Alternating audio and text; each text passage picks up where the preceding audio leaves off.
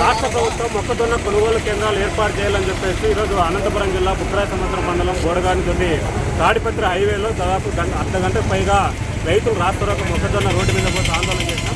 ప్రధానంగా ప్రభుత్వం ప్రకటించిన మద్దతు ధర ఏదైతే ఉందో 2400తో మద్దతు ధరతో కొనుగోలు చేయాలని చెప్పేసి మేము డిమాండ్తో పోయిన డిసెంబర్ 1వ తేదీ జిల్లా కలెక్టర్ గారు తీసుకుపోయాం. పోయిన 23వ తేదీ మొన్న 23వ తేదీ వరకు జిల్లా కలెక్టర్ తీసుకుంటే ప్రభుత్వానికి లెటర్ రాసిన ప్రభుత్వం నుంచి పర్మిషన్ వస్తే కొంటా అని చెప్తున్నారు. మళ్ళీ ప్రభుత్వానికి సంబంధించిన ఎమ్మెల్యేలకు సంబంధించి ఈరోజు విజయవాడ అసెంబ్లీ సమావేశాలు జరుగుతున్నాయి. అసెంబ్లీలో ఒక్కరు కూడా మొక్కజొన్న రైతుల సమస్యల మీద గిట్టుబాటు ధర మీద మాట్లాడిన పరిస్థితి. ప్రైవేట్ మార్కెట్లో దళాలకు సంబంధించిన 1600తో కొనుగోలు చేస్తున్నారు. ఇప్పుడు మేము చెప్తున్నది ఏమంటే రైతులు కోత కోసుకొని ఇళ్లలో పెట్టుకునేటువంటి పరిస్థితి. వర్షాలు వస్తే తడిచిపోయే ప్రమాదం ఉంది, నష్టం జరిగే అవకాశం ఉంది.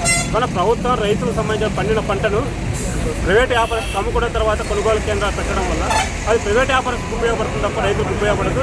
నిజంగా రైతులకు ఉపయోగపడాలంటే ప్రభుత్వం తక్షణం కొనుగోలు కేంద్రాలు ఏర్పాటు చేసి ఈ జిల్లాలో 27,000 ఎకరాల్లో పంట సాగు చేసిన ప్రతి గింజ ప్రభుత్వం ప్రకటించిన మద్దతు ధరతో కొనుగోలు చేయాలని చెప్పేసి రాష్ట్రంలో చేశాం.